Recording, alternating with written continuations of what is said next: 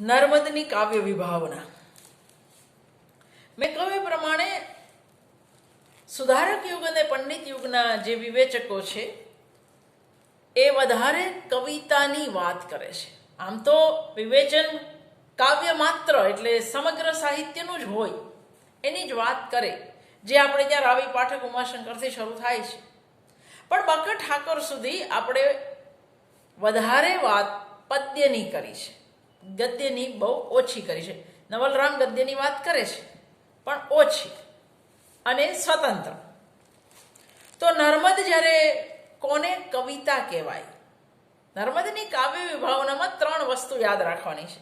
એની દ્રષ્ટિએ કવિતા કોણ, એની દ્રષ્ટિએ કવિ કોણ, અને એની દ્રષ્ટિએ જોશો તર્ક વગેરે શું છે. બસ આ 3 મુદ્દા ચર્ચી લેશો એટલે નર્મદની કાવ્ય વિભાવના તમારા માટે સ્પષ્ટ થઈ જશે. મધ્યકાલીન અને અર્વાચીન યુગની સંઘર્ષ રેખા પર ઉભેલા નર્મદે અર્વાચીન યુગની ઉષાની લાલીમાં જોઈ અને દેખાડી પણ ખરી.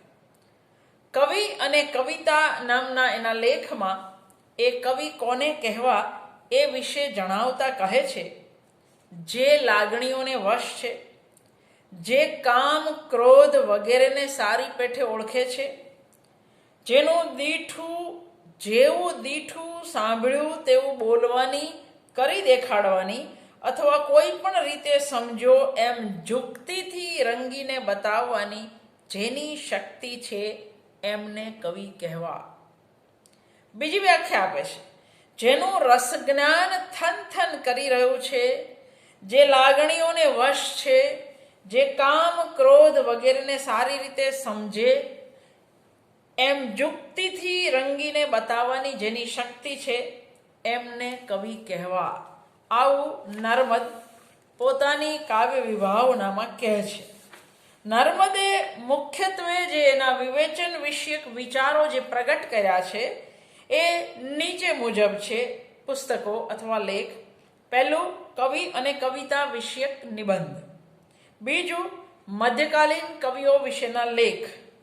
ત્રીજું, એણે કેટલાક ગ્રંથાવલોકન કર્યા, ચર્ચાપત્રો લખ્યા. અને ચોથું, ગદ્ય સાહિત્ય વિશેના નર્મદના લેખ. તો આ 4ની અંદર નર્મદના કવિ કવિતા વિશેના વિચારો પડેલા છે. કવિ અને કવિતા વિશેના વિચાર, રસજ્ઞાન, જોશો, રસ અને તર્ક શક્તિ, આટલાને લગતા જે એના મુખ્ય વિચારો છે એ આ ઉપર કયા એ 4 પ્રકારમાં પ્રગટ થયા છે. નર્મદની દૃષ્ટિએ કવિ એટલે જેને રસજ્ઞાનનો બોધ થાય છે તે. અવતરણમાં નર્મદ કહે છે, જન્મીને સુખ દુઃખના અનુભવ વિશેની સભાનતા જ્યારથી આવે ત્યારથી વ્યક્તિ કવિ બનવાની તૈયારી કરે છે. આપણે આની અંદર એક વ્યાપ્તિ દોષ છે, બધા જ નહીં, જે કવિ થવા સર્જાયેલા હોય તે. એ પાછો કહે છે, જેનું રસજ્ઞાન થનથન કરતું હોય, જે લાગણીને વશ છે, જેવું દીઠું સાંભળ્યું તેવું બોલવાની, કરી દેખાડવાની અથવા કોઈ પણ રીતે પોતે સમજો એમ જુક્તિથી રંગીને બતાવવાની જેની શક્તિ છે એમને કવિ કહેવા. અહીં નર્મદ રસજ્ઞાન અને એ રસજ્ઞાનને જુક્તિપૂર્વક વ્યક્ત કરવાની શક્તિ, આ 2 તત્વોને કવિના અનિવાર્ય અંશ તરીકે ઓળખાવે છે. રસજ્ઞાન સંજ્ઞા દ્વારા નર્મદને અભિપ્રેત છે આસ્વાદ અથવા તો રસાનુભવ. રસ એટલે વસ્તુનો મર્મ અનુભવવાની જે શક્તિ છે એને નર્મદ રસજ્ઞાન કહીને ઓળખાવે છે. આ રસજ્ઞાન સંજ્ઞા ગુજરાતી વિવેચનમાં પહેલી વાર નર્મદ પ્રયોજે છે અને છેલ્લી વાર પણ નર્મદ જ પ્રયોજે છે. પછીથી બધા રસની જ વાત કરે છે. રસજ્ઞાન એટલે સંવેદનશીલતા, ઇન્દ્રિય બોધ થતા મનમાં પ્રગટતું સંવેદન અને થતો પ્રતિભાવ, તે રસજ્ઞાન છે નર્મદની વિભાવનામાં. એવી નર્મદની સમજ હોય એવું લાગે. સંવેદન એટલે કે અનુભૂતિ તો બધા માણસોને થાય, વત્તે ઓછે અંશે સૌ કોઈ એને પ્રગટ પણ કરે, પણ એથી તે પ્રગટ કરનાર કવિ બની જતો નથી. કવિનું સંવેદન એટલે રસ જ્ઞાન, પાછું એ નર્મદની ભાષામાં થન થન કરતું હોવું જોઈએ. અહીં થન થન શબ્દગુચ્છ દ્વારા નર્મદ એમ સૂચવવા માંગે છે કે સંવેદનની ઉત્કટતા અથવા ઉભરાની અપેક્ષા. ઉત્કટ સંવેદન જુક્તિથી રંગાઈને પ્રગટ થાય તે નર્મદની બીજી અપેક્ષા છે. કવિમાં ઉત્કટ અનુભૂતિની સાથે સાથે જુક્તિથી રંગીને વ્યક્ત કરવાની શક્તિ હોવી જોઈએ એવું નર્મદ માને છે. એનું એક કારણ છે કે ત્યારે હજી પરિભાષાઓ કાચી છે. અત્યારની પરિભાષામાં જો એનો વિચાર મૂકીએ તો નર્મદ અહીં અભિવ્યક્તિની ક્ષમતાની વાત કરે છે. જુક્તિથી રંગવું એટલે વિવિધ પ્રયુક્તિઓ, ટેકનિક, વિવિધ પ્રયુક્તિઓનો ઔચિત્યપૂર્વક વિનિયોગ કરી અનુભૂતિના વાસ્તવને કળાના વાસ્તવમાં રૂપાંતરિત કરવાની પ્રક્રિયા. આજની પરિભાષામાં નર્મદ પાસે હજુ પરિભાષાઓ નહોતી. આધુનિક વિવેચન આ સર્જન પ્રક્રિયાને વિશેષ મહત્વ આપે છે, પણ નર્મદ પાસે હજુ ઘડાયેલી પરિભાષા નથી, એટલે એ સાહિત્ય સિદ્ધાંત રૂપે પોતાને આવડે એવા શબ્દોમાં પોતાની વાત મૂકે છે. નર્મદ સ્વીકારે છે કે કવિ થવામાં સ્વાભાવિક બુદ્ધિ તો હોવી જોઈએ. આ સ્વાભાવિક બુદ્ધિ દ્વારા એને જે અભિપ્રેત છે હકીકતે એ છે કવિ સહજ પ્રતિભા. કવિ સંજ્ઞામાંનો પોતાનો વ્યાપક અર્થ દૂર કરી એ કવિની વ્યાખ્યા આ રીતે આપે છે: જે પુરુષો પોતાનું રસજ્ઞાન ભાષાની મારફતે કાઢે છે તેઓ જ લોકમાં કવિ તરીકે ઓળખાય છે.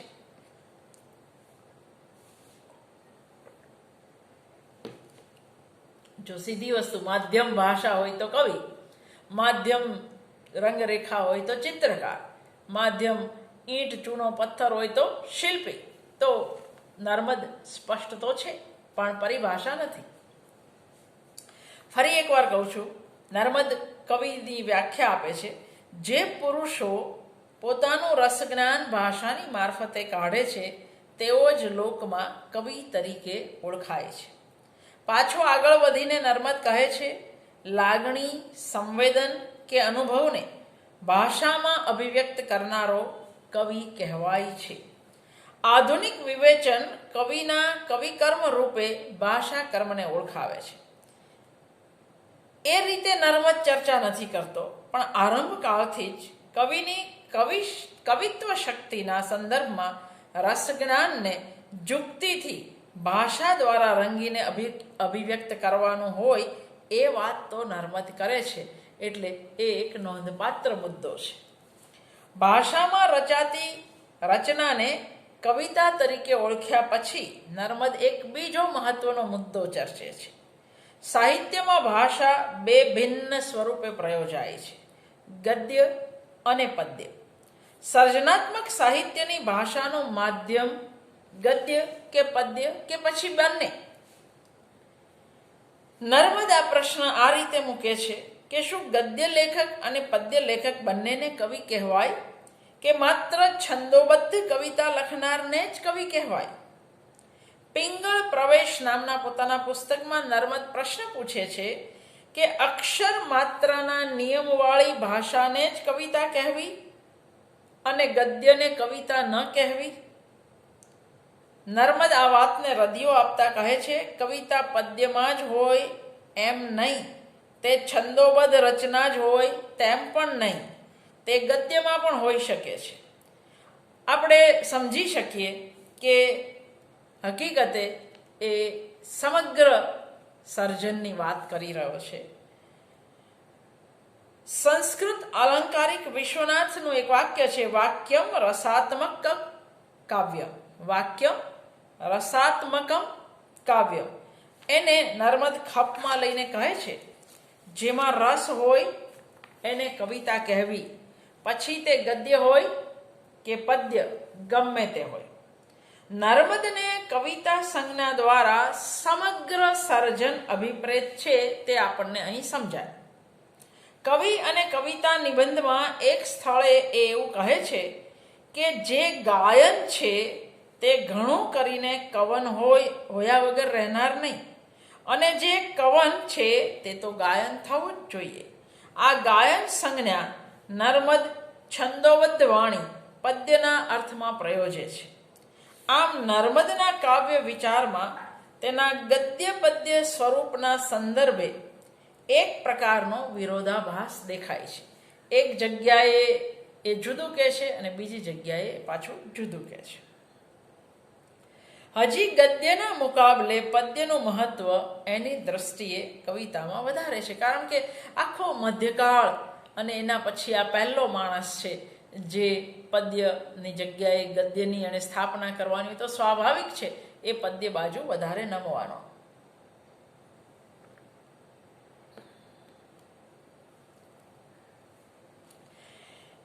લલિત કળાઓ કરતા કવિતા કળાને ચડિયાતી દર્શાવી. લલિત કળાઓ એટલે ચિત્ર, નૃત્ય, શિલ્પ, સ્થાપત્ય, સંગીત, આ બધી લલિત કળાઓ છે.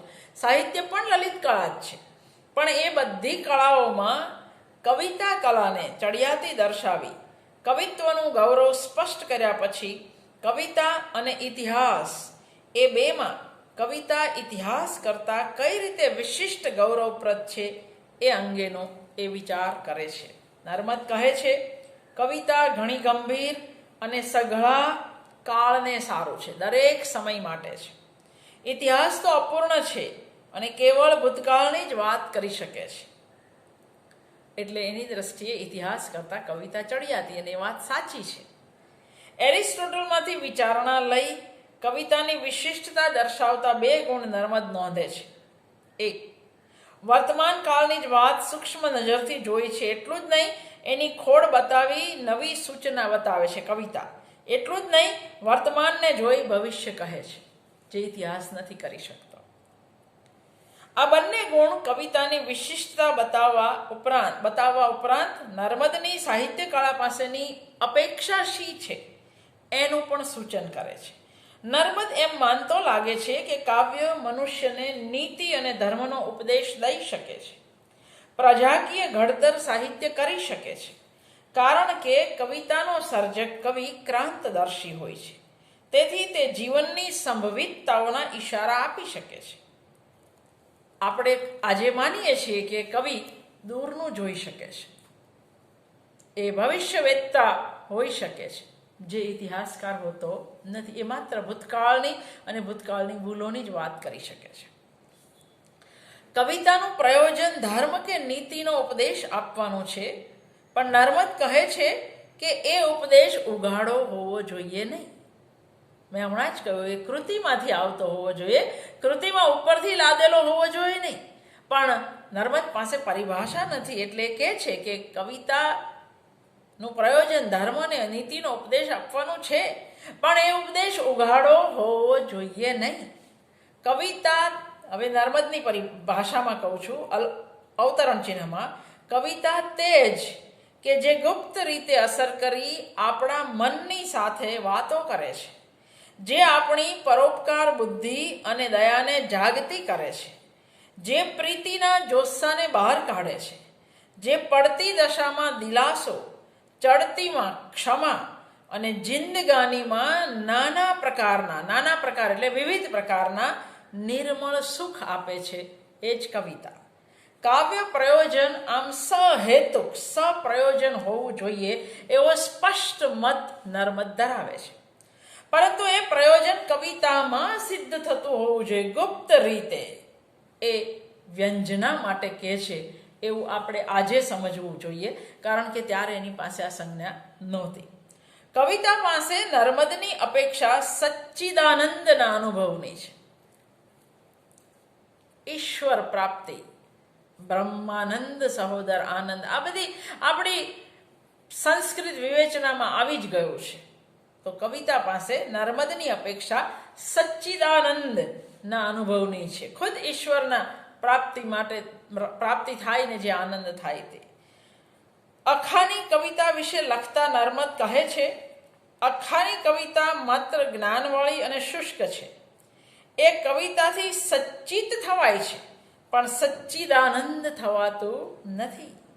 કવિતામાં લાગણી ન હોય તો એ જોડકણું બની રહે એવું એ સમજે છે, અને સાચી કવિતામાં જોશો જોઈએ એવી હિમાયત એ અંગ્રેજ વિવેચક હેઝલિટનું સમર્થન લઈને કરે છે. પણ આ જોશાનું સાચું સ્વરૂપ નર્મદ પકડી શકતો નથી, જે પછીથી નવલરામ પકડી શકે છે. કૃત્રિમ જોશાનો પણ નર્મદે સ્વીકાર કર્યો છે, અને એવો જોશો ઉત્પન્ન કરવાના એના પ્રયાસો જાણીતા છે, ભાંગ પીવી વગેરે. જોશાને માટે એક બાજુ એક કૃત્રિમ ઉપાય યોજે છે, તો બીજી બાજુ પ્રસંગની ઉપસ્થિતિ સ્વીકારે છે. એ કહે છે, પ્રસંગ આવ્યો કે તરત ઝડપી લેવો. પ્રસંગ ગયેથી કવિતા સારી થનાર નથી, એટલે શીઘ્ર કવિતા પણ પ્રસંગ વિના તો ન જ હોઈ શકે એવું નર્મદ માને છે. એ કહે છે, કવિતા જેને વશ છે તે કવિ નથી, જે કવિતાને વશ છે તે કવિ હોય ખરો. આમ કૃત્રિમ જોશાને અને શીઘ્ર કવિતાને સ્થાન આપ્યું એ નર્મદની કાવ્ય વિભાવનાની બહુ મોટી નબળી કડી છે એવું કહી શકાય. કવિ વિશે એ કહે છે, જે લાગણીઓને વશ છે, જે કામ ક્રોધ વગેરેને સારી પેઠે ઓળખે છે, જેવું દીઠું સાંભળ્યું તેવું બોલવાની, કરી દેખાડવાની અથવા કોઈ પણ રીતે સમજો એમ જુક્તિથી રંગી બતાવવાની જેની શક્તિ છે એને કવિ કહેવા. અહીં પણ નર્મદની નબળાઈ છતી થાય છે. કવિ લાગણીઓને વશ હોય એમ કહેવું એ કવિના તાટસ્થ્યને અવગણવા જેવું છે, પણ નર્મદે એ કર્યું છે. નર્મદની કાવ્ય વિભાવનાની ચર્ચા કરીએ ત્યારે થોડાક પ્રશ્નો ઉઠાવી શકાય. દાખલા તરીકે, કવિ લાગણીઓને વશ હોય એમ કહેવું એ કવિના તાટસ્થ્યને અવગણવા બરાબર છે. લાગણીમાં તણાતો કવિ એ લાગણીને સારી પેઠે ઓળખી શકે નહીં, એ સીધી વાત છે. લાગણીના પોતાની સાથેના સંબંધથી વેગળા થઈ લાગણીનું સ્વરૂપ ઓળખવું જોઈએ. એને ઓળખવા માટે એનાથી જરા દૂર ઊભા રહેતા આવડવું જોઈએ. મેં કહું એલિયટની વાત, ચિત્ત જે સહન કરે છે, ચિત્ત જે પ્રગટ કરે છે, એ બે વચ્ચે અંતર રહેવું જોઈએ.